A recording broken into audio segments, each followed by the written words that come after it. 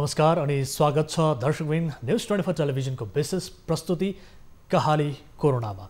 हामी कोरोना भाइरससँग सम्बन्धित रहेर देश र विदेशका विभिन्न अपडेटबारे यहाँहरूलाई जानकारी गराउँछौँ यस कार्यक्रममा र विशेष गरी प्रदेश स्थानीय र सङ्घीय सरकारका प्रतिनिधिहरूसँग पनि कुराकानी गर्छौँ र सँगसँगै हाम्रा टिभी जर्नलिस्टहरू मार्फत त्यहाँको पछिल्लो अवस्था के कस्तो छ, कोरोना भाइरसको प्रभाव र विशेष गरी यसले पारेको विभिन्न क्षेत्रमा पारेको प्रभावलाई सहज बनाउनका लागि कस्तो किसिमको प्रयासहरू भइरहेका छन्, सकारात्मक प्रयासहरू के कस्ता छन्, यसबारे जानकारी गराउने उद्देश्य सहित आज पनि हामी उपस्थित भएका छौँ र आज पनि हाम्रा टिभी जर्नलिस्ट सँगसँगै विभिन्न स्थानीय तहका जनप्रतिनिधि र प्रदेश सरकारका जनप्रतिनिधिहरू, सङ्घीय सरकारका प्रतिनिधिहरूसँग कुराकानी गर्नेछौँ र स्थानीय प्रशासनका अधिकारीहरूसँग पनि कुराकानी गर्नेछौँ र केही महत्त्वपूर्ण इन्फर्मेसनहरू हामी आम दर्शक महानुभावहरूलाई गराउने जमर्को गरिरहेका छौँ र सँगसँगै अर्को महत्त्वपूर्ण कुरा जनस्वास्थ्य विज्ञ डाक्टर रविन्द्र पाण्डेले आफ्नो फेसबुक सामाजिक सञ्जालमा निकै महत्त्वपूर्ण कुराहरू आज लेख्नु भएको थियो।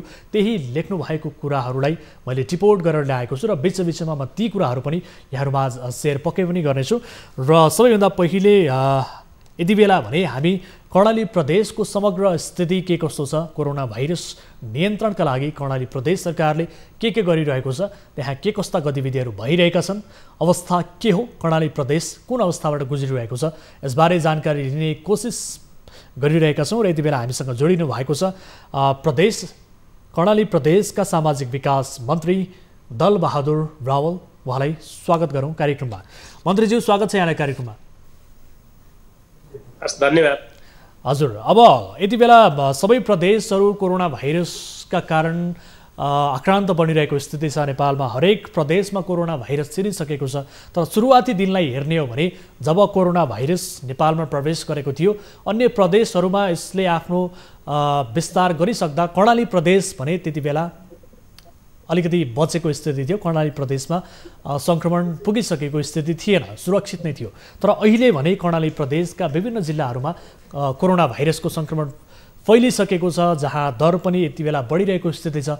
अहिले कर्णाली प्रदेश कुन अवस्थाबाट गुज्रिरहेको छ, त्यहाँको अवस्था के हो सर अहिले? अब यस्तो छ, यो विश्वलाई नै आक्रान्त बनायो, जो नेपाललाई पनि छोडेन। समग्र नेपाल पनि कोरोना भाइरसबाट अत्यन्त प्रभावित छ नै, त्यो तपाईँ हामी जानकार नै छौँ। हामीले जुन फागुनको 11 गतेबाट लकडाउन सुरु भएको थियो, हामीले चाहिँ के अरे चैतको 11 गतेबाट हामीले फागुनको 19 गते हाम्रो मन्त्रालय स्तरमा र 23 गते क्याबिनेटमा केही डिसिजनहरू गऱ्यौँ, जसले गर्दा सकेसम्म कर्णालीमा कोरोनाको प्रवेश हुन नदिने, भयो भने त्यसलाई चाहिँ उच्च सतर्कताका साथ उपचारका विधिहरू अवलम्बन गर्ने भन्ने ढङ्गले हामीले केही तयारीहरू गऱ्यौँ, जसका कारणले जेठको 5 गतेसम्म कर्णाली तपाईँले भने जस्तै कोरोना मुक्त नै भयो। ग्रिन कर्णाली हामीले भन्थ्यौँ, त्यतिखेर त्यो अवस्थामा राख्न हामी सफल भयौँ। तर त्यसपछि इन्डियाबाट जो कालापहाड जाने हाम्रा दाजुभाइहरू हुनुहुन्थ्यो, दिदीबहिनीहरू हुनुहुन्थ्यो, व्यापक रूपमा आउन थालिसकेपछि, इन्डियाले जुन त्यो ट्रेन ओपन गरिसकेपछि बाटोमा आउँदा आउँदै उहाँहरू एउटै ट्रेनमा आउनुपर्ने, एउटै क्वारेन्टाइनमा बस्नुपर्ने, होटेलमा समय बस्नुपर्ने बाध्यताका कारणले गर्दाखेरि निकै इन्फेक्टेड भएर आउनुभयो। आएपछि अत्यन्तै ठुलो मास चाहिँ प्रवेश दिनको 1000, 1500, 2000 को दरले चाहिँ कर्णाली प्रवेश गर्ने र उहाँहरू धेरै इन्फेक्टेड भइसकेपछि हामीले टेस्ट गर्दाखेरि पनि अत्यन्त बढी मात्रामा देखियो। विशेष गरी त्यतिखेर दैलेख, सुर्खेत र सल्यान जिल्लामा अलिक बढी प्रभावित नै भयो। करिब असारको लास्टतिरबाट फेरि चाहिँ यो रेट एकदमै घट्न थाल्यो। हामी करिब एक दिन त 96 जना मात्रै एक्टिभ केसहरू कर्णालीमा थियो। कर्णाली प्रदेशभरि आइसोलेसनमा बस्ने रेट 96 पुगेको थियो। अब अहिले फेरि बढ्न थालेको क्रमशः 375 जना आजका दिनमा सोध्नुभयो भने 375 जना हाम्रो एक्टिभ केस छ। विभिन्न आइसोलेसन सेन्टरहरूमा, हस्पिटलहरूमा बस्नुभएको छ अहिलेका दिनसम्म। अब दुःखद 6 जनाको मृत्यु जो असारभन्दा अगाडि नै भएको हो, दुःखद मृत्यु भएको। यस पछाडि चाहिँ यस्तो दुःखद समाचार हामीले सुन्नु पर्ने अवस्था चाहिँ छैन। 2693 जनालाई प्रभावित पार्यो, कोरोना पोजिटिभ हुनुभयो। र त्यसकै अब पनि फेरि पनि अब दसैँ तिहार आउँदैछ, इन्डियाबाट थुप्रै दाजुभाइहरू फेरि भित्रिनु भयो भने त्यो समस्या आउँछ होला भनेर हामीले त्यसको चाहिँ 3टा तयारी, हामी टेस्टिङको तयारी, त्यसपछि ट्रेसिङको तयारी र ट्रिटमेन्टको तयारीका लागि प्रदेश सरकार तयारी अवस्थामा छ। हामीले सकेको हाम्रो साधन स्रोत, हाम्रो उपचार विधि पद्धतिहरू, हाम्रा चिकित्सक स्वास्थ्य कर्मीले भ्याएसम्म हामी चाहिँ प्रयासरत छौँ। जस्तो अब सुरुवातमा मन्त्रीज्यू जस्तो तपाईँले बताउनु भयो कि हजुर मन्त्रीज्यू जस्तो सुरुवातमा तपाईँले बताउनु भयो कर्णाली प्रदेशलाई एक हिसाबले ग्रिन कर्णाली पनि भन्ने गरिएको थियो जति बेला त्यहाँ कर्णाली सुरक्षित रहेको स्थिति थियो। त्यस पछाडि सीमाबाट भारतबाट आउने मानिसहरूका कारणले गर्दाखेरि चाहिँ सङ्क्रमण बढ्यो, त्यहाँनिर कमजोरी भयो भनेर तपाईँले स्वीकारिसक्नु भएको स्थिति छ। अब फेरि पनि चाडपर्वहरू मुखैमा छन्, ती मानिसहरू पनि आउने क्रम जारी रहन्छ। यसका लागि अब सङ्क्रमणले भयावह रूप लियो भने त्यसका लागि हामीसँग स्वास्थ्य पूर्वाधारहरू कर्णाली प्रदेशमा के कस्तो किसिमको व्यवस्था गरिएको छ, प्रदेश सरकारले यसमा कस्तो किसिमको एक्सनहरू लिइरहेको छ, के छ अवस्था? किनभने कर्णाली प्रदेश आफै पनि नर्मल दिनहरूकै कुरा गर्ने हो भने स्वास्थ्यका दृष्टिले अलिकति पछाडि नै रहेको प्रदेश पनि मानिन्छ। अहिले यो विषम परिस्थितिमा कर्णाली प्रदेशमा यसको नियन्त्रणका लागि अब भोलिका दिनमा आउनु हुन सक्ने जोखिमलाई नियन्त्रण गर्नका लागि त्यहाँ आइसोलेसन सेन्टरहरू कति बनाउनु भएको छ, भेन्टिलेटरको अवस्था कस्तो छ, सब व्यवस्थापनका लागि भोलिका दिनमा कस्तो किसिमको व्यवस्था गरिएको छ? किनभने हालसम्म 6 जनाले ज्यान गुमाइसकेको यो दुःखद तथ्याङ्क पनि छ। यसलाई लिएर तपाईँहरूको गृह कार्य चाहिँ के छ सर?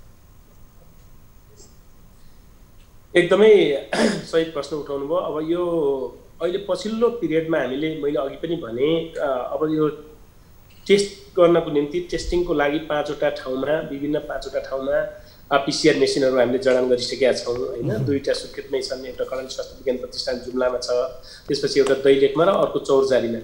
अनि 2 ठाउँका लागि जुम्ला र सुर्खेतका लागि हामीले आरएनए एक्सट्र्याक्सन भनेको जुन अटोमेसन हो जसबाट फास्ट हामीले चाहिँ टेस्ट गर्न सक्छौँ। टेस्टको क्यापासिटी प्रदेशको स्तर अनुसार हाम्रो पपुलेसन अनुसार निकै राम्रो बढाएका छौँ। हामीले पर्यो भने भोलि गर्नै पर्ने भयो भने 2200-3000 को हाराहारीमा एक दिनमा हामी टेस्ट गर्न सक्छौँ। त्यो क्षमता हामी विकास गरेका छौँ। त्यसैले ट्रेसिङको लागि पनि हामीले विभिन्न सङ्घ संस्थाहरूको सहयोगमा हाम्रो स्वास्थ्यकर्मी सङ्घ संस्था र स्थानीय सरकारको समन्वयमा चाहिँ हामी ट्रेसिङको पाटोलाई पनि हामी बलियो बनाएका छौँ। त्यसपछि तब ट्रिटमेन्टको पाटोमा यहाँले जुन उठाउनु भएको छ स्वास्थ्य पूर्वाधारका हिसाबले स्वाभाविक ढङ्गले कर्णाली हामीसँग मेडिकल कलेजहरू छैनन्, एउटा स्वास्थ्य विज्ञान प्रतिष्ठान बाहेक अरू छैन, प्रदेशको हस्पिटल छ। तर हामीले पहिले पनि के गर्यौँ भन्नुलाई भने यी कुराहरूलाई ध्यान दिएर 3वटा कोभिड स्पेसिफिक हस्पिटल बनायौँ जो प्रदेशको अस्पताल एउटा सुर्खेतमा छ, त्यसपछि कर्णाली स्वास्थ्य विज्ञान प्रतिष्ठान जुम्लामा छ र अर्को पूर्वतिर चाहिँ हाम्रो कम्युनिटी हस्पिटल चाहिँ यो चौरजारीको रुकुमको चौरजारीको कम्युनिटी हस्पिटललाई चाहिँ 3टा चाहिँ स्पेसिफिक कोभिड ट्रिटमेन्ट हस्पिटलको रूपमा चाहिँ विकास गरेका छौँ प्रदेश सरकारले। त्यसै गरी 10वटा जिल्लामा रहेका जिल्लाका हस्पिटल जुन हुन् यिनीहरूलाई चाहिँ हामीले यो सेटेलाइट हस्पिटलको रूपमा चाहिँ विकास गरेका छौँ। अनि तल स्थानीय तहमा पनि 27वटा ठाउँमा रणनीतिक स्ट्याटिस्टिक हस्पिटलको रूपमा विकास गऱ्यौँ। किनभने जिल्लाका भूगोल टाढा छन्, सदरमुकाममा पुर्याउन गाह्रो छ, यातायातको सुविधा पनि प्राय जिल्लामा हाम्रो समस्या छ। त्यो भएको नाताले स्थानीय तहमा पनि हामी आइसोलेसन चलाउन सकौँ भनेर स्थानीय तहमा रणनीतिक अस्पतालहरू सुरु गरेर त्यहाँ चाहिँ मेडिकल अफिसरको उसमा कमान्डमा एउटा मेडिकल टिमहरू राखेर हामीले त्यहाँ चाहिँ विकास गऱ्यौँ। त्यसपछि अब बिचमा चाहिँ घटिसकेपछि उहाँलाई फिर्ता गरे पनि अब फेरि हामीले चाहिँ त्यो सुरु गरेर त्यहाँ चाहिँ आइसोलेसन सेन्टरहरू बनाएकै छौँ। हामीले त्यहाँ डक्टरहरू पठाएर नर्सहरू पठाएर फेरि ट्रिटमेन्टको टिमहरू पठाएर चाहिँ हामी त्यो पनि एकदम रेडी अवस्थामा राखेका छौँ। त्यसै गरी जिल्लामा यहाँले भने जस्तै हामीसँग आइसियु फागुनसम्म भनौँ न कोभिड सुरु हुनुभन्दा कर्णालीमा पहिलासम्म जम्मा 6वटा भेन्टिलेटर थियो हाम्रो, आज 26वटा पुर्याएका छौँ। त्यसै गरी आइसियुको सङ्ख्या जम्मा 17वटा थियो हामीसँग भने आज 62वटा पुर्याएका छौँ। फेरि पनि हामीले चाहिँ खरिद गर्ने प्रक्रियामा नै छौँ। किनभने भोलि चाहिँ एकदम सिभियर केसहरू आयो, समस्या आयो भने हामीले त्यो ट्रिटमेन्टको लागि चाहिँ उचित व्यवस्थापन गर्नुपर्दछ भनेर त्यो पूर्वाधार बढाउने कामहरू हामीले गरेका छौँ। त्यसै गरी आइसोलेसन बेडहरू हामीसँग करिब 1400 आइसोलेसन बेड विभिन्न अस्पताल र रणनीतिक अस्पताल गरेर 1400 बेडहरू हामीसँग छ। त्यो हामी एकैचोटि त्यतिलाई हामी चाहिँ सेवा दिन सक्छौँ। यो खालको पूर्व तयारी चाहिँ छ। फेरि पनि डक्टर यो हामी चाहिँ स्वास्थ्यका जनशक्ति अत्यन्त अभाव यहाँले बुझ्नुभएकै छ। कर्णालीमा अहिले पनि 88% डक्टरको दरबन्दी खाली छ होइन। तर हामीले चाहिँ कन्ट्याक्टमा लिएका छौँ, डक्टरहरू लिएका छौँ, अन्य स्वास्थ्य कर्मीहरू लिएका छौँ, फेरि पनि हामी लिँदैछौँ। ल्याबका साथीहरूको त्यतिको अभाव छ, हामीले केही व्यवस्थापन गरेर चाहिँ पुर्याउने कामहरू गरेका छौँ। अब यो अवस्थामा विशेष गरेर मन्त्रीज्यू अहिले अब देशभरकै कुरा गर्ने हो भने हजुर जनशक्तिको अभावका बावजुद पनि अब देशभरकै कुरा गर्ने हो भने अहिले अब व्यवस्थापन गर्ने उपायमा छौँ। हजुर, अब देशभरकै कुरा गर्ने हो भने अहिले बढी जसो फ्रन्टलाइनमा खटिने स्वास्थ्यकर्मीहरू पनि सङ्क्रमणको चपेटामा परिरहेको स्थिति छ। सुरक्षाकर्मीहरूमा त्यस्तै किसिमको सङ्क्रमणको दर बढिरहेको छ। अब यहाँहरूले यसरी यो स्वास्थ्यकर्मीको व्यवस्थापन गरिरहँदा, त्यहाँ त्यसरी मोबिलाइज गरिरहँदा उहाँहरूको मनोविज्ञान चाहिँ कस्तो छ, कस्तो किसिमको सावधानी अपनाएर काम गरिरहनु भएको छ, के छ सर अवस्था? एकदमै तपाईँले भनेको कुरा, यो जुन सेकेन्ड चरणमा हामीले यो कोभिडको यो अहिले पछिल्लो चरणमा यहाँ पनि अब लोकलाइज हुन थाल्यो, कम्युनिटीमा ट्रान्समिसन भयो कि भन्ने हामीलाई पनि शङ्का अब भन्दा पनि करिब भयो भन्नु नै पर्ने हुन्छ। किनभने हाम्रा करिब 13 जना डक्टर, चिकित्सकहरू यो यो यो हाम्रो यहाँ कर्णाली अस्पताल के भन्छ प्रदेश अस्पतालमा काम गर्ने चिकित्सकहरू अनि झारखण्डमा काम गर्ने चिकित्सकहरू चाहिँ कोरोनाबाट प्रभावित हुनुभयो। त्यसै गरी स्वास्थ्यकर्मीहरू पनि 17-18 जना स्वास्थ्यकर्मीहरू पनि प्रभावित भइसक्नु भएको अवस्था चाहिँ छ।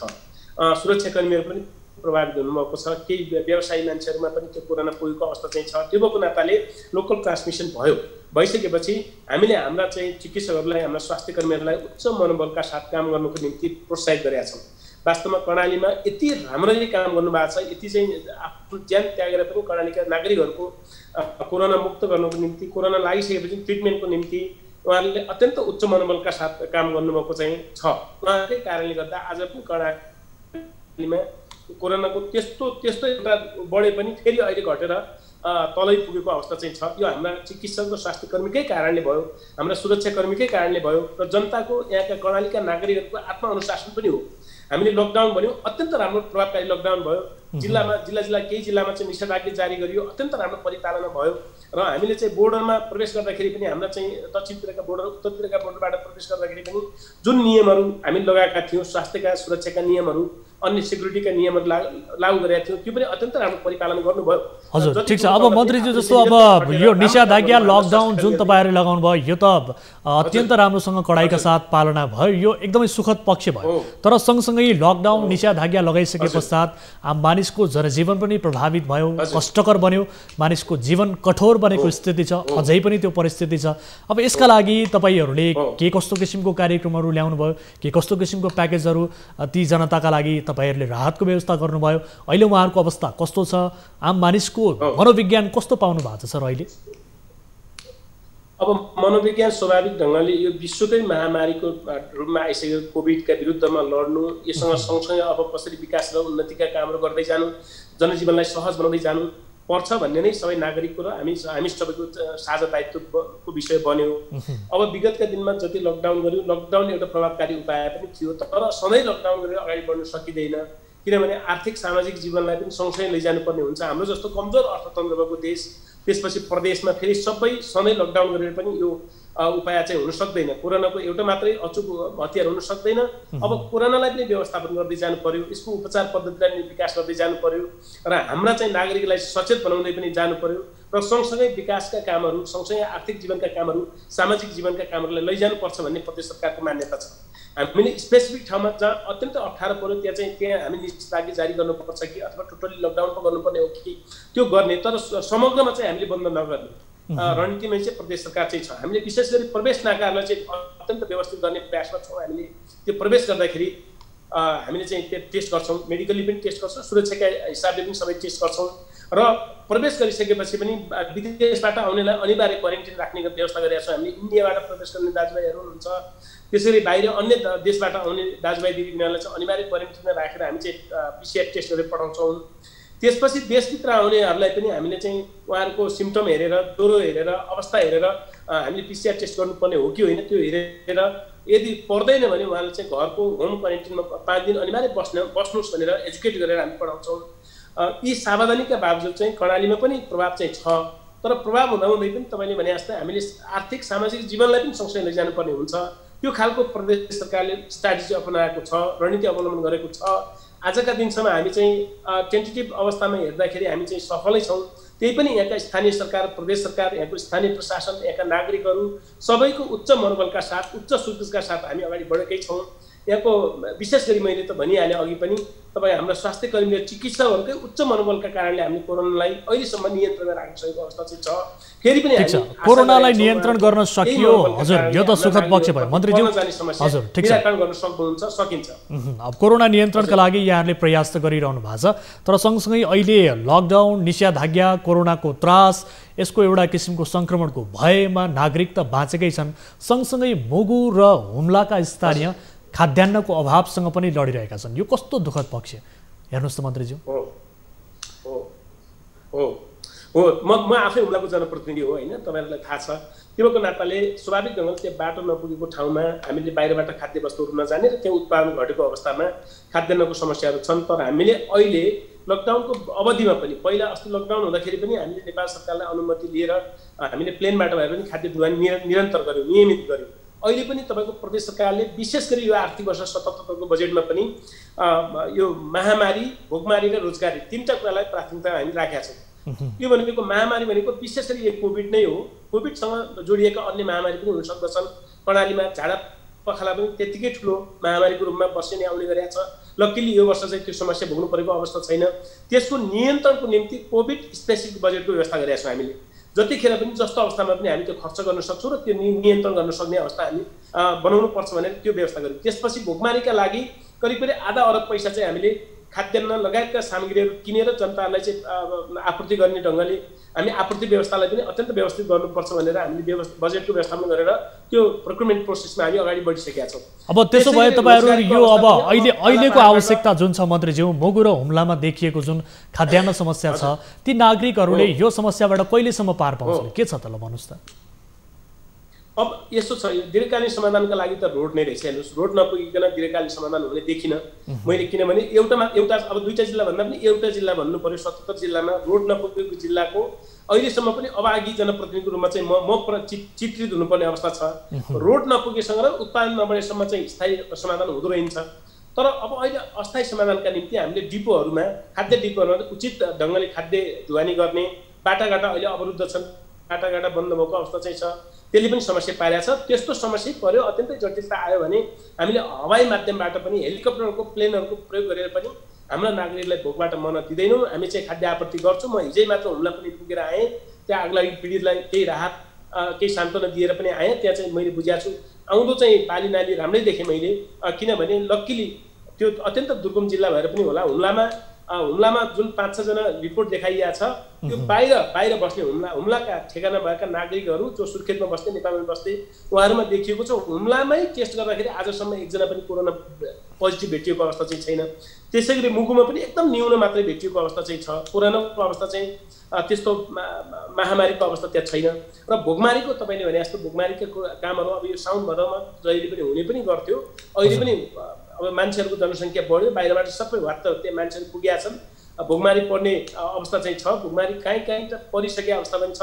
त्यसका लागि प्रदेश सरकार हिजो मात्रै पनि हामी बसेर छलफल गरेका छौँ। हामी चाहिँ पुग्दो गरी खाद्य आपूर्ति हामी गर्छौँ। बाटोबाट गर्न सकेनौँ भने पनि हामी हवाई माध्यमबाट पनि हाम्रा नागरिक भोकमा बस्न दिँदैनौँ, भोकले मर्न दिँदैनौँ। त्यो प्रदेश सरकारको हाम्रो चाहिँ प्रतिबद्धता चाहिँ छ, प्रदेशको संसदको पनि प्रतिबद्धता हो। त्यही भएर हामी त्यो खालको बजेटको व्यवस्थापन गरेका छौँ। तर अब प्रदेश सरकारले यस किसिमको छलफल गरिरहँदा, आफ्नो प्रक्रियाहरू अगाडि बढाएका छौँ, तपाईँहरूले प्रतिबद्धता जनाइरहँदा तपाईँहरूसँग विशेष गरी स्थानीय सरकारको चाहिँ समन्वय अलिक प्रभावकारी हुन नसकेको हो कि भन्ने किसिमको पनि देखिएको छ। स्थानीय सरकारले बारम्बार प्रदेश सरकारले हामीले भनेका कुराहरू सुन्दैन भन्ने किसिमका गुनासोहरू पनि गर्ने गरेका छन्। अहिले चाहिँ यहाँहरूको समन्वयको अवस्था के हो सर? विशेष गरी यो कोरोना नियन्त्रणलाई लिएर खाद्यान्न अभाव आपूर्ति गर्ने सवालमा हजुर। हाम्रो एकदमै राम्रो छ। स्थानीय सरकारकै साझेदारीमा पिसिआर मेसिन त हामीले राख्यौँ भनेपछि अत्यन्तै राम्रो प्रभावकारी समन्वय मलाई लाग्छ छ। कर्णालीमा होला अब यो तपाईँको कस्तो भने सङ्घीयताको भर्खर प्रक्रियामा अलिअलि एकले अर्कालाई अलिअलि केही भनिहाल्ने कुरा छँदैछ होइन। तर पनि मलाई के लाग्छ भने सम्भवतः छोटो अवधिमा पनि कर्णाली प्रदेश सरकार र कर्णालीका 79वटै स्थानीय तहबीच राम्रो प्रकारको समन्वय छ, जसका कारणले हामी कोरोना विरुद्ध लड्न संयुक्त एउटा मोर्चामा लड्न सफल भएका छौँ। हाम्रो सङ्घको सरकारको पनि त्यतिकै हामीसँग समन्वय सहकार्य, हामीले बारम्बार उहाँलाई चाहिँ समन्वय गर्ने आवश्यकता राख्ने, उहाँहरूबाट चाहिँ सहयोग हुने काम पनि भएकै छ।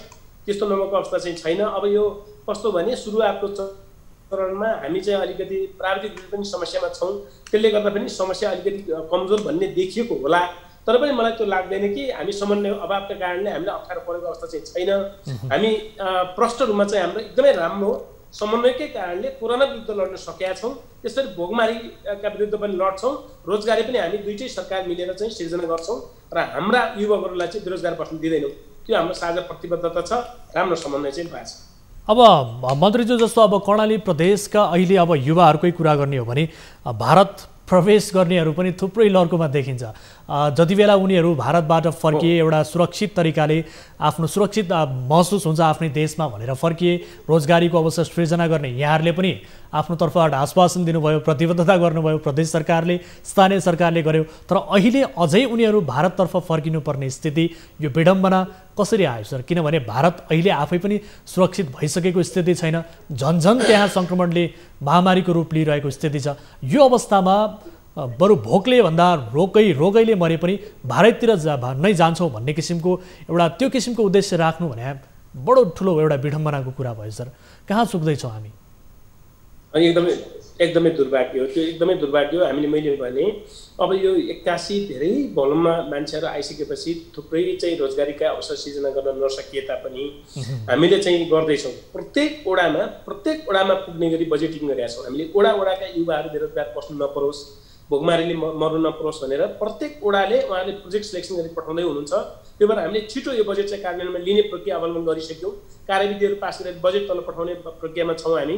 र हाम्रा युवाहरू चाहिँ बेरोजगार बस्न नपरोस्। प्रायः हाम्रो युवाहरू अनस्किल हुनुहुन्छ। वास्तवमा स्किल लेबर चाहिँ हाम्रो यहाँ कमै छ, अनस्किल लेबरहरू बढी हुनुहुन्छ। अनस्किल लेबर भएको नाताले अनस्किल कामहरू बढी गर्न सक्ने युवाहरू भएको नाताले त्यही खालका विकासका प्रक्रियाहरू पनि अगाडि बढाउने, सँगसँगै रोजगारी पनि सिर्जना गर्ने प्रक्रियामा हामी छौँ। केही चाहिँ यहाँले भने जस्तै यहाँका मिडिया मार्फत पनि हामीले सुन्ने गरेका छौँ, केही मान्छेहरू चाहिँ फेरि पनि इन्डिया फर्किन थाल्नुभयो भन्ने छ। यो चाहिँ दुर्भाग्यको कुरा हो। मलाई लाग्छ अब प्रदेशभित्र सर अत्यन्तै ठुलो लर्को लागेको छ सर। अहिले अत्यन्तै ठुलो सीमा क्षेत्रमा अत्यन्तै ठुलो लर्को लागेको छ। भोलिका दिनमा अब यहाँहरूले स्वदेश फर्केका युवाहरूलाई यही नै उनीहरूलाई रोजगारी सृजना गरेर उनीहरूको श्रमलाई यही लगाउन सकिएन भने भोलिका दिनमा तपाईँहरूले छुट्याएको बजेट, तपाईँहरूलाई ओडा मार्फत दिएको बजेटको के अर्थ रहला र सर? जब जनशक्तिलाई नै तपाईँहरूले यहाँ रोक्न सक्नु भएन, त्यसको त अर्थ नै रहेन नि सर। यहाँको टेलिभिजन मार्फत म चाहिँ हाम्रा नागरिकलाई के पनि आग्रह गर्न चाहन्छु भने हाम्रो देशमा हो, दुनियाँका कुनै पनि देशको इतिहास हेर्नुभयो भने जसले पनि तपाईँको परिवर्तनभन्दा अगाडि अलिकति सङ्कट भोगेकै छन्। हामी पनि परिवर्तनको चरणमा छौँ। परिवर्तन अगाडि अलिकति सङ्कट भोगेर भए पनि आफ्नो ठाउँमा बसौँ, आफ्नो गाउँमा बसौँ। दुःख पाउँदा पनि हामी चाहिँ आफ्नै विकास र परिवर्तनमा लागौँ। रोजगारी सरकारले दिन्छ, रोजगारीको व्यवस्था गरेका छ। हामी आत्तिरै फेरि इन्डियातिर नसम्झौँ, मलेसियातिर खाडीतिर जानेतिर नलागौँ। हामी लागौँ, हाम्रै देश बनाऊँ, हाम्रो प्रदेश बनाऊँ। अहिले केही समय चाहिँ हाम्रो पुस्ताले दुःख पाउला, तर पछिल्लोका लागि पनि हामीले योगदान गर्नु जरुरी छ। हामी गर्छौँ। यो त्यो भएको नाताले हाम्रो अलि विदेश गइहाल्ने, अलि काम पाइन्छ भने उतै जाने सहज मान्ने प्रवृत्ति पनि हामी घटाउनु पर्ने हुन्छ। अब हामीले यो कोरोना दुईटा कुरा अपर्च्युनिटी पनि ल्याएको मलाई लाग्छ। कोरोनाले दुःख त सँगसँगै आयो नै। एउटा के भने रोजगारी आफ्नो देश, आफ्नो प्रदेश, आफ्नो गाउँ आफै बनाउने होइन, विदेशबाट फर्केर आफै बनाउन सक्ने ऐतिहासिक भूमिका पनि दिएको छ। वास्तवमा यो पनि हो, यो पनि एउटा अवसर हो। अर्को चाहिँ स्वास्थ्यको पुनर्संरचना गर्ने, स्वास्थ्य सेवालाई डिसेन्ट्रलाइज गरेर तल लैजाने, स्वास्थ्य सेवाका संरचनाहरू पूर्वाधारहरू विकास गर्दै जाने, स्वास्थ्यको मेन पावर विकास गर्ने, यो पनि ठुलो एउटा अवसर प्राप्त भएको मलाई लाग्छ। त्यो भएको नाताले समस्या कोरोनाको समस्याका बावजुद पनि यी 2-3वटा अवसर पनि प्राप्त भएका छन्। राष्ट्र बनाउने, सम्पूर्ण युवाहरू आफ्नो राष्ट्रप्रति केन्द्रित भएर ऊर्जाशील जुन श्रम शक्ति छ यही प्रयोग गर्ने, अर्को चाहिँ स्वास्थ्यको पूर्वाधारको विकास गर्दै जाने। तर हामीले अवसर हो त भन्यौँ, तर यो अवसरलाई ग्र्याब गर्नको लागि हाम्रो कमजोरी चाहिँ कहाँनिर हुँदैछ त मन्त्रीज्यू? अवसर हो त भन्यौँ हामीले होइन, तर यो अवसरलाई ग्रहण गर्नका लागि हामी कहाँ चुक्दैछौँ, हाम्रो कमजोरी चाहिँ कहाँ हुँदैछ भन्ने मुख्य प्रश्न पनि त उब्जिएला नि। कमजोरी पनि छ। तपाईँले भने जस्तो कमजोरी नै छैन म भन्दैन, किनभने हाम्रा जटिल प्रक्रियाहरू छन्। जस्तै बजेटलाई हामीले साउनमै कार्यान्वयनमा लिन पाएको भए होइन, हामीले त साउन अब युवाहरू फर्किन थाल्दैन थियो नि, उहाँहरू रोजगारी पाउनुहुन्थ्यो, यही काम गर्नुहुन्थ्यो। हाम्रा कार्यविधि बनाउनु पर्ने संरचनागत समस्याहरू छन्। अब अझ त अब हामी छिटो गर्दैछौँ, तल सरकार छौँ। हिजोका दिनमा त एउटा मात्रै सरकार थियो जो सिंहदरबारमा हुन्थ्यो, टाढा थियो, उसले झन् तपाईँको आर्थिक वर्षको अन्तिममा बजेट तल पुग्थ्यो। यी खालका झन्झटिला प्रक्रिया, अलिक ब्युरोक्रेटिक जुन यो समस्याहरू छन्, यसले पनि अलिकति समस्या सिर्जना गर्ने र बिचमा भ्याकुम क्रिएट गरेर मान्छेहरू चाहिँ बेरोजगार बनाउने पनि भएकै छ। यो समस्या हो तपाईँले भनेको कुरा म सहमत छु। तर पनि अब समस्या मानेर मात्र हुँदैन, अब सम्भावना पनि खोजी गरेर हामी सबै नेपालीहरू सबै युवाहरू चाहिँ आफ्नो राष्ट्रमा आफ्नो देशमा आफ्नो गाउँमा पसिना बगाएर दुःख सुख यहीँ बगाएर चाहिँ आफ्नो राष्ट्र बनाऊ, म यही आग्रह गर्न चाहन्छु वास्तवमा। ठिक छ मन्त्रीज्यू, अब जस्तो अब अलिकति अब फरक प्रसङ्ग पनि कोट्याउँ। जस्तो हरेक वर्ष बाढी पहिरोका कारण पनि नेपाली जनताहरूले ठुलो जनधनको क्षति गुमाउनु परेको स्थिति छ। केही समय अघि जाजरकोटमा पनि फेरि त्यही किसिमको दृश्य दोहोरियो। अब अहिले कोरोना भाइरसको कहरसँग त जनता लड्नु परेको छ नै छ, सँगसँगै बाढी पहिरोको वितण्डबाट पनि मानिसहरू लड्नु परिरहेको स्थितिमा विशेष गरी जाजरकोटको मैले उदाहरण दिइहालेँ। अहिले अब यो विपदको पूर्व तयारीका लागि यहाँको कस्तो किसिमको गृह कार्य भइरहेको छ, प्रदेश सरकार यसमा के गरिरहेको छ, यो जनधनको क्षति वर्षेनी गुमाउनु परिरहेको स्थितिलाई तपाईँहरूले कसरी हेरिरहनु भएको छ सर? एकदमै एकदमै दुर्भाग्यित घटनाहरू घटे, दुर्भाग्यपूर्ण घटनाहरू कालीकोटमा घट्यो, त्यति धेरै मान्छेको ज्यान गएको छ। जाजरकोटमा सुरुमै त्यत्रो घटना घट्यो, त्यत्तिकै दुःखद ज्यान गयो। सल्यानमा पनि अलिकति एकजनाको मृत्यु पनि भयो। त्यसै गरी चाहिँ त्यहाँ धेरै बाढी पहिरोले क्षति पुर्यायो। हुम्ला जिल्लामा पनि त्यत्तिकै क्षति पुर्यायो।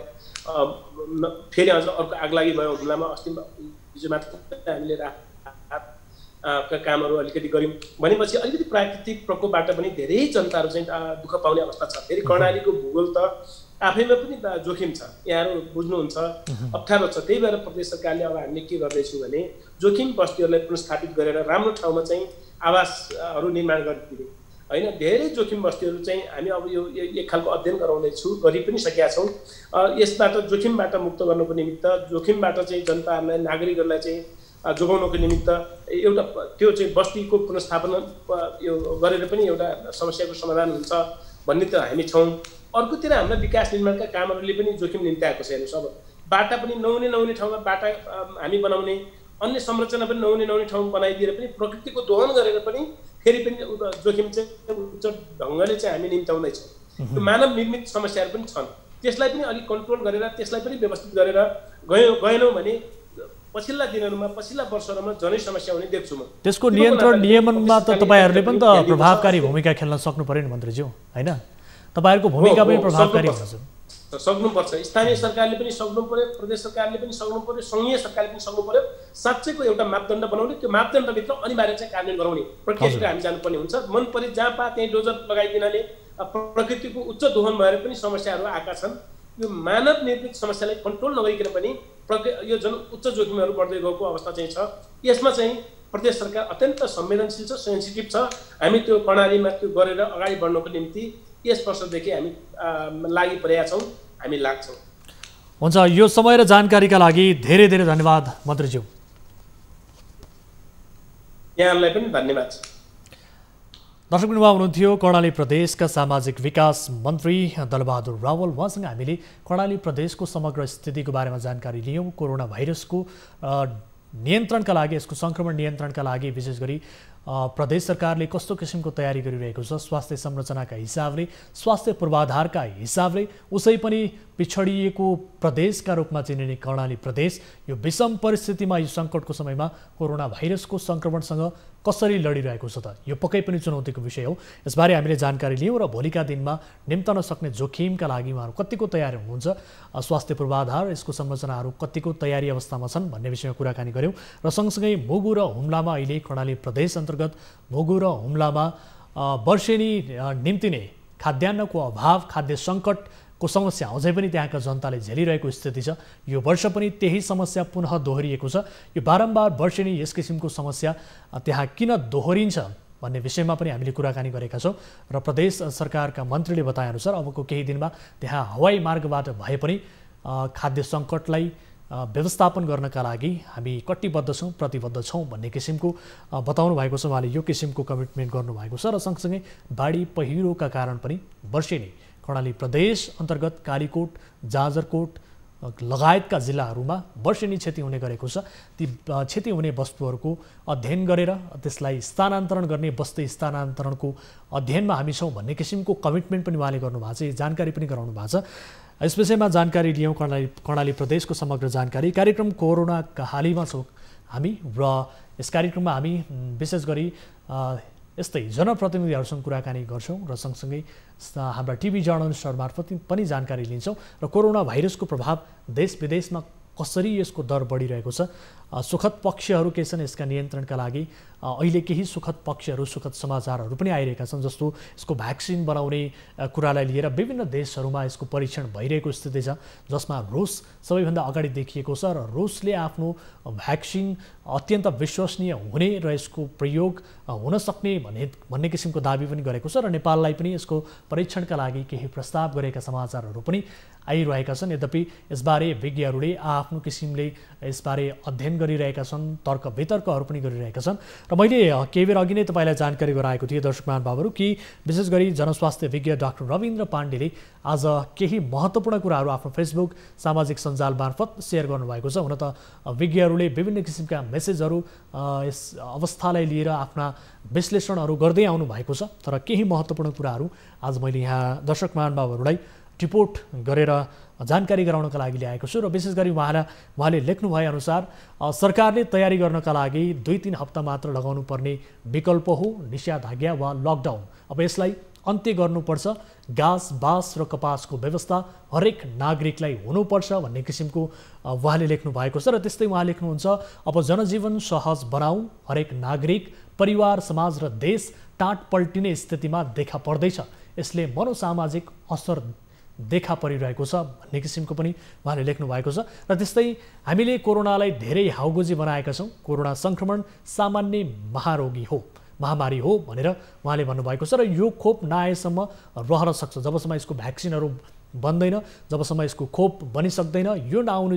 बेलासम्म यो रहिरहन्छ, यो महामारीको रूपमा रहिरहन्छ र संसारमा देखिएका अन्य महामारीहरू पनि जबसम्म त्यसको खोप भ्याक्सिन बनेको थिएन त्यो चाहिँ तबसम्म रहिरहन्छ जबसम्म त्यसको खोप भ्याक्सिन बन्दैन भन्ने किसिमको विज्ञहरूले तर्क गरेका छन् र यसअघिका विभिन्न किसिमका महामारीहरूमा पनि त्यो लागू रहेको छ र महामारीलाई विशेष गरी यसको सर्ने लेभल कुन स्पिडमा अगाडि बढ्छ त्यस पछाडि मात्रै यो महामारी हो वा होइन भन्ने किसिमको निर्क्योल गर्न सकिन्छ भन्ने कुराहरू पनि विज्ञले बताएका छन् र तसर्थ जुन हिसाबले कोरोना भाइरसको सङ्क्रमण फैलिएको छ, जुन स्प्रेडमा यो फैलिएको छ, यसलाई आधार मान्ने हो भने यो महामारी नै हो भन्ने हिसाबले अहिले विज्ञहरूले बताएका छन् र विशेष गरी जबसम्म खोप आउँदैन तबसम्म यो रहन सक्छ भन्ने किसिमको तर्क विज्ञहरूले गरिरहेका छन्। तसर्थ यसलाई सरलीकृत बनाऊ, 85देखि 5 सङ्क्रमितलाई आफै वा साधारण उपचारले निको हुन्छ र विशेष गरी 10.5लाई लाक्षणिक उपचारले ठिक हुन्छ।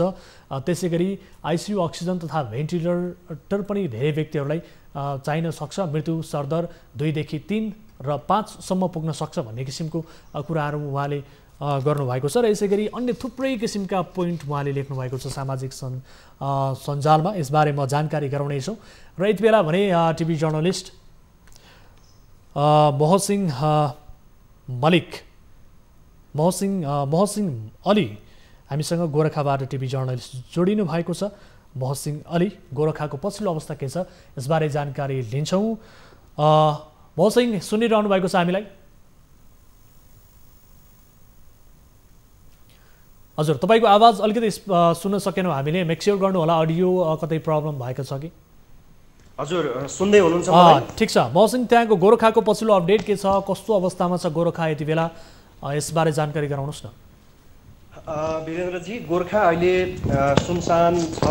केही दिन यता समुदाय स्तरमा कोरोना भाइरसको सङ्क्रमण देखिएपछि हिजो शनिबारदेखि पुनः 1 हप्ताका लागि गोरखामा निषेधाज्ञा जारी गरिएको छ। यद्यपि यो निषेधाज्ञा गोरखा नगरपालिका क्षेत्रमा मात्रै कायम गरिएको हो, अरू 10वटा पालिकाहरूमा अहिले निषेधाज्ञा छैन। गोरखा नगरपालिकामा केही दिन यता कम्युनिटी लेभलमा धेरै सङ्क्रमण देखिएसँगै यहाँ जोखिम बढेको भन्दै गोरखा नगरपालिका र जिल्ला प्रशासन कार्यालयले 1 हप्ताका लागि निषेधाज्ञा जारी गरिएको छ र अहिले गोरखामा वित्तीय संस्थाहरू, व्यवसायहरू, पसल बजार पूर्ण रूपमा बन्द गरिएको छ। अरू सङ्घ संस्था, सरकारी कार्यालयहरू, त्यस्तै सामाजिक अन्य गैर सरकारी सङ्घ संस्थाहरू पनि बन्द भएका छन् र अहिले पछिल्लो समय गोरखामा अनावश्यक काममा हिँडडुल गर्ने व्यक्तिलाई जिल्ला प्रहरी कार्यालय गोरखाले पक्राउ गरेर उहाँहरूलाई आवश्यक कारबाही गर्ने भनेर पनि सूचना जारी गरेको अवस्था छ। अब विशेष गरी यति बेला तपाईँले जानकारी गराइरहँदा नगरपालिकामा मात्रै निषेधाज्ञा जारी गरिएको छ भन्नुभयो। अन्य स्थानीय पालिकाहरूमा कोरोना भाइरसको सङ्क्रमणको प्रभाव कमै देखिएको हो अथवा के छ स्थिति? गोर्खामा 2वटा नगरपालिका र 9 दर्शकवृन्द उहाँ हुनुहुन्थ्यो मोह सिंह अली, यति बेला गोर्खाबाट टिभी जर्नलिस्ट जोडिनु भएको थियो। उहाँसँगको सम्पर्क प्राविधिक कारणले टुटेको छ। यद्यपि हामी जोड्ने कोसिसमा छौँ।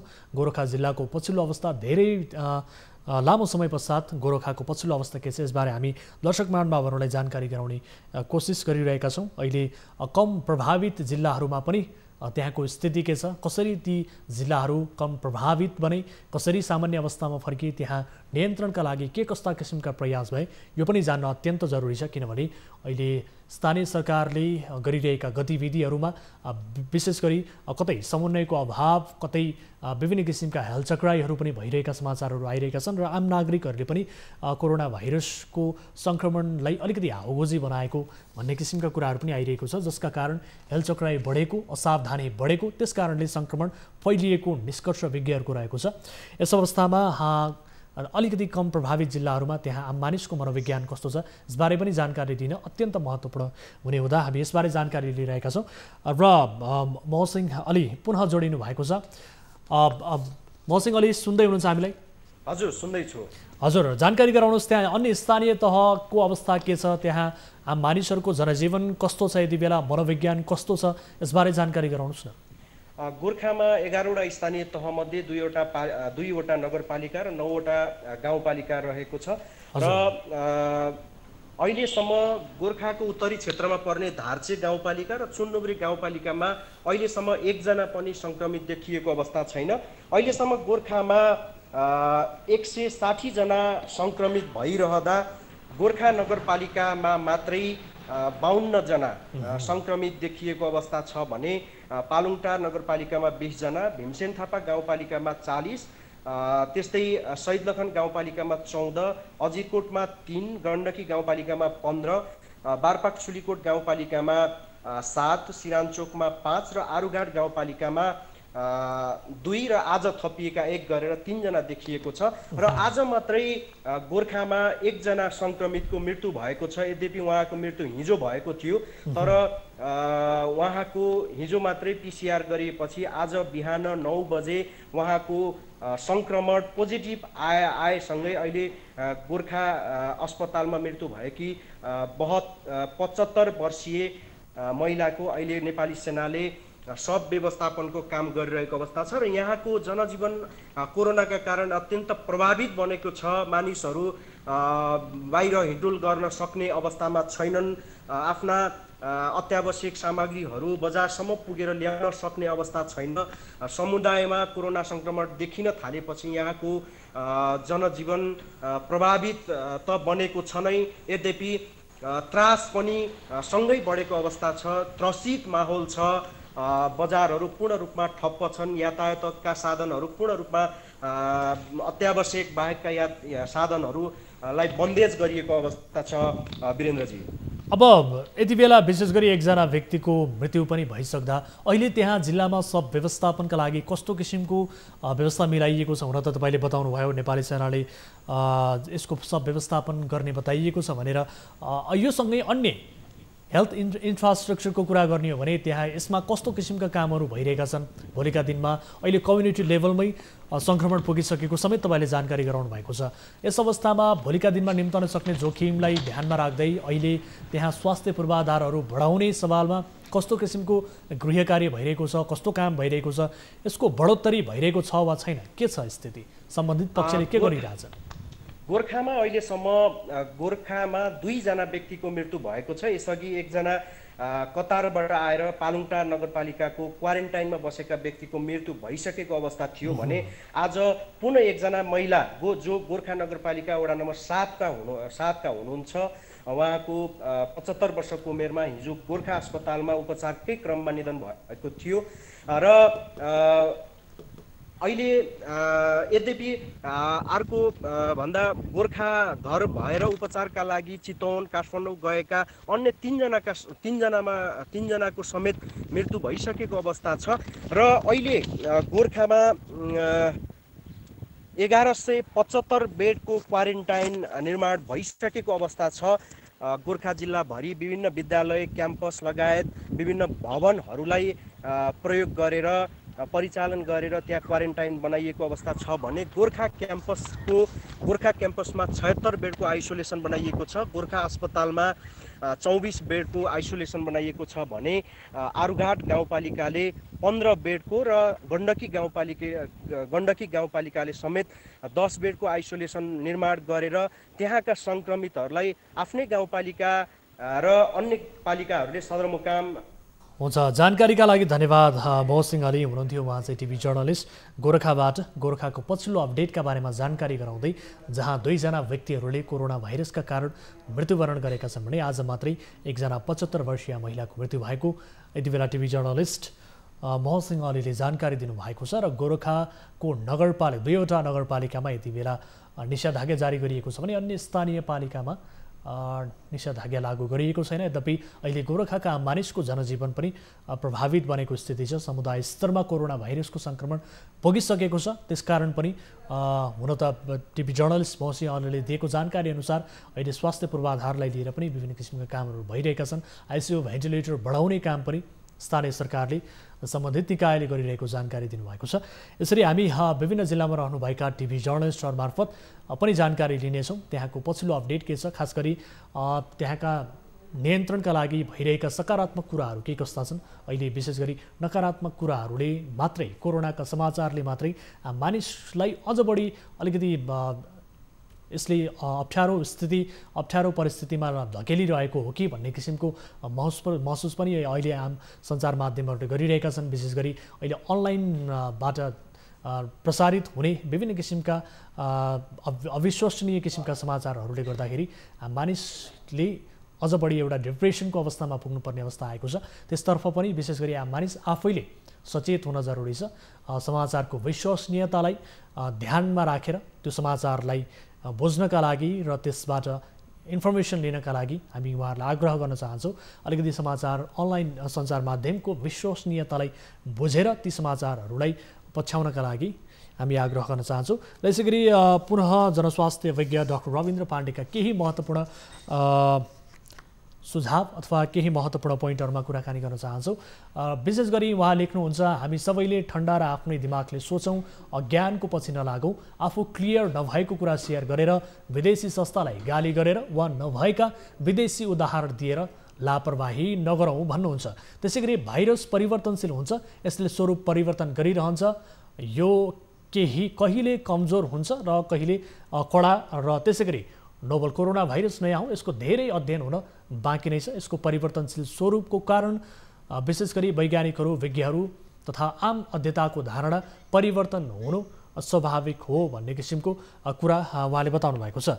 यसै गरी हामी पुनः ताप्लेजुङतर्फ लाग्छौँ। ताप्लेजुङका प्रमुख जिल्ला अधिकारी हामीसँग यति बेला जोडिनु भएको छ, झरेन्द्र प्रसाद चापागाई यति बेला टेलिफोन सम्पर्कमा हुनुहुन्छ, उहाँसँग कुराकानी गर्छौँ। विशेष गरी ताप्लेजुङका प्रमुख जिल्ला अधिकारी झरेन्द्र प्रसाद चापागाई हाम्रो सम्पर्कमा हुनुहुन्छ। स्टुडियो साहब, स्वागत छ यहाँलाई न्युज 24मा। स्टुडियो साहब सुनिरहनु भएको छ? हजुर, स्वागत छ यहाँलाई न्युज 24मा। धन्यवाद। हजुर, अब कोरोना भाइरसको सन्दर्भमा केन्द्रित रहेर कुराकानी गरिरहेका छौँ। विशेष गरी अहिले देशका सबैजसो जिल्लाहरू कोरोना भाइरसको प्रभावबाट अगाडि बढिरहेका छन्, यससँग लडिरहेका छन्। ताप्लेजुङको समग्र अवस्था के हो? ताप्लेजुङ कुन अवस्थामा छ सर अहिले? अहिले हामी चाहिँ अहिले कोरोना मुक्त अवस्थामा छौँ। हजुर, भनेको हामी 10 दिन अगाडिदेखि चाहिँ कुनै पनि सङ्क्रमितहरू हामीसँग छैन। अहिले हामीसँग आइसोलेसनमा चाहिँ 17 जना मानिसहरू हुनुहुन्छ। उहाँहरूको चाहिँ आज हामीले स्वाब झिकेर चाहिँ परीक्षणको लागि हामी विराटमा पठाएका छौँ। उहाँहरूको आएपछि के आउँछ त्यो कुरा हुन्छ। र 10 दिनदेखि चाहिँ हामी 0 सङ्क्रमितको अवस्थामा हो। छुटे साहब, जस्तो अब शून्य सङ्क्रमितको अवस्था एकदमै सुखद पक्ष हो, विशेष गरी अन्य जिल्लाका लागि पनि यो एउटा उदाहरण हुनसक्छ। यो ताप्लेजुङमा कसरी चाहिँ शून्य सङ्क्रमित पुग्यो, विशेष गरी अन्य जिल्लाहरू यसको प्रभावमा अझ बढिरहँदा र नेपालमा समग्र स्थितिको कुरा गर्ने हो भने कोरोना भाइरसको सङ्क्रमण दिन प्रतिदिन बढिरहँदा यसले आफ्नो स्वरूप बढाइरहँदा ताप्लेजुङ चाहिँ योबाट कसरी सुरक्षित हुन पुग्यो, अलिकति केही बताउनुहोस् न यसबारे। यसमा चाहिँ यसो छ, यो ताप्लेजुङमा चाहिँ अलिकति हामी भौगोलिक हिसाबले पनि अलिक टाढा परेको अवस्था हो। मान्छेहरूको आवाज जहाजमा अलिकति अब सीमित नाका नै एउटा पहिलो हो भनेदेखि अर्को चाहिँ अब हाम्रोमा आउन जुन चाहिँ अब आस्तरमा पनि लकडाउन गरेको अवस्था छ, त्यसै गरी उता झापा इलामतिर पनि ठाउँमा अलिकति कडाइ गरेको कारणले गर्दाखेरि मान्छेहरू यहाँ आउन अलिकति सहज छैन। अलिकति पूर्वी जिल्ला भए पनि अलिकति माथिल्लो सिमाना पर्नेको र हाम्रो नाकाहरू चाहिँ के भने नाकामा आवाजलाई पनि पहिल्यैदेखि नै अलिकति कडाइ गरिरहेको छ। किनभने हाम्रो यहाँ कोही बिरामी भयो भने त्यो मान्छेलाई हस्पिटल पुर्याउने अवस्थामा पुर्याउनको लागि कम्तीमा पनि 8 घन्टाको टाइम छुट्याउनु पर्छ। त्यसमा हामीले सतर्क रहँदै सुरुदेखि नै कडाइ गरेको हो र योभन्दा अगाडि जुन हाम्रोमा 8 जना पोजिटिभ भेटिनु भएको थियो उहाँहरूलाई चाहिँ हामीले निको उपचारपछि उहाँहरू फर्किसक्नु भएको छ। 8 जना मान्छेहरू हाम्रोमा चाहिँ यहाँ बिचमा विदेशबाट आउने प्लस सङ्क्रमितहरू गरेर त्यो चाहिँ 569 जनाको हामीले PCR टेस्ट गरिसकेको थियो। त्यो मध्ये चाहिँ 8 जना पर्ने हो र अरू चाहिँ अहिलेको अवस्थामा हामीले के भने भित्री उसमा चाहिँ हाम्रो लकडाउनको अवस्था पनि छैन र जुन हाम्रो नाकाहरू हो त्यो प्रवेशमा चाहिँ र बाहिरबाट आउने जुन मान्छेहरू अति आवश्यक काम नपरिकन चाहिँ आउने कुराहरूलाई हामीले निरुत्साहन पनि गरेका छौँ।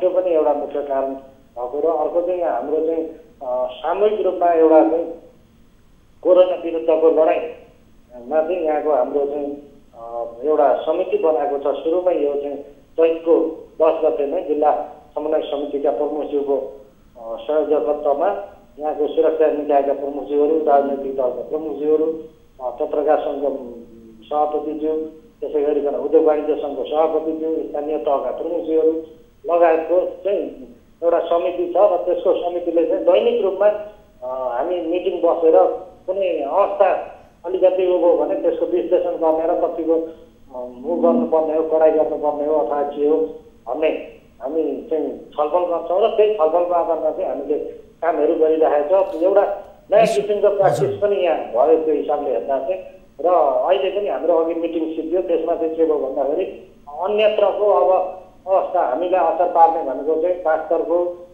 इलामको, झापाको र मोरङ छिमेकी जिल्ला त्यहाँको अवस्थाले चाहिँ हाम्रो जिल्लालाई अलिक बढी आवाजमा उ गर्नु हुँदा उहाँ त्यहाँको अवस्था हेरेर हामीले अहिलेकोमा चाहिँ जे हामीले गरिरहेका छौँ यो पहिलाको प्र्याक्टिस अलिकति पढाइ त्यतिकै गरौँ आवत जावतमा चाहिँ भन्ने छ र भित्र चाहिँ जिल्लाभित्र चाहिँ हाम्रो खुल्लै छ भन्नुपर्छ पत्रकारजी। यसको अर्थ ताप्लेजुङ अहिले सामान्य अवस्थामा छ, मानिसको जनजीवन पनि सामान्य अवस्थामा छ, यही बुझौँ? अहिलेको अवस्थामा चाहिँ त्यही भन्नुपर्छ। तर अब यो अवस्था सधैँ रहला भन्न पनि सकिने हेर्नु सिडिओ साहब, किनभने कोरोना भाइरसको स्वरूप यस्तो छ जहाँ जति बेला जुनसुकै समयमा पनि यसले आक्रमण गर्न सक्ने स्थिति देखिया छ। अलिकति लापरवाही हुने बित्तिकै यसले भयावह रूप लिन्छ भन्ने किसिमका अन्य देशका तुलनामा पनि अन्य देशका उदाहरण हेरेर पनि हामीले सजिलै बुझ्न सक्ने स्थिति छ।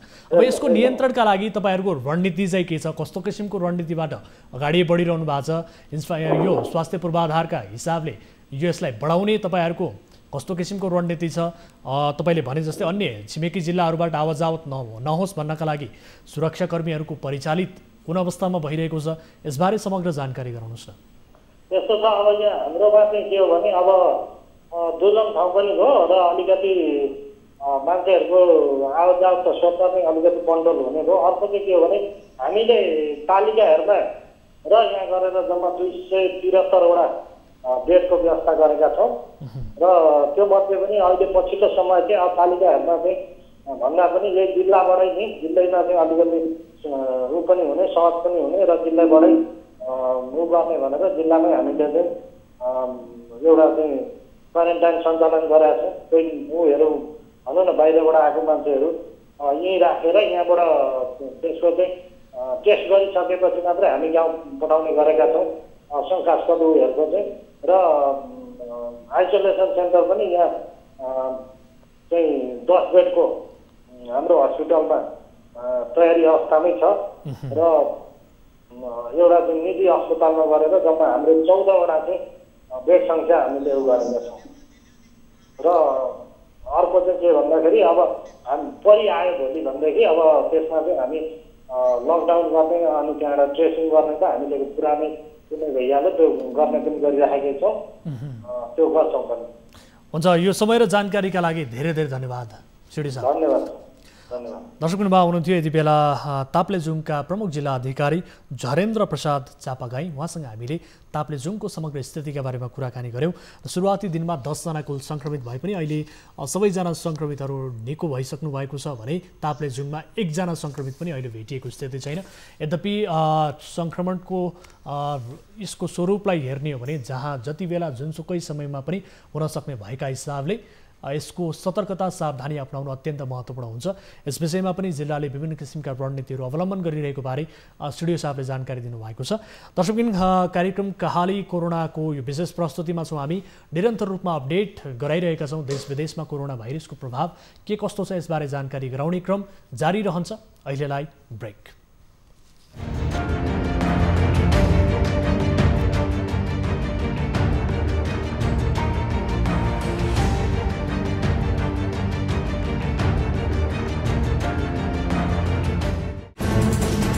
कोरोनाले सृजना गरेको सङ्कटमा पल पलका न्युज अपडेट र हर क्षेत्रको कभरेजका लागि न्युज 24 नेपाल युट्युब च्यानललाई सब्स्क्राइब गर्नुहोला।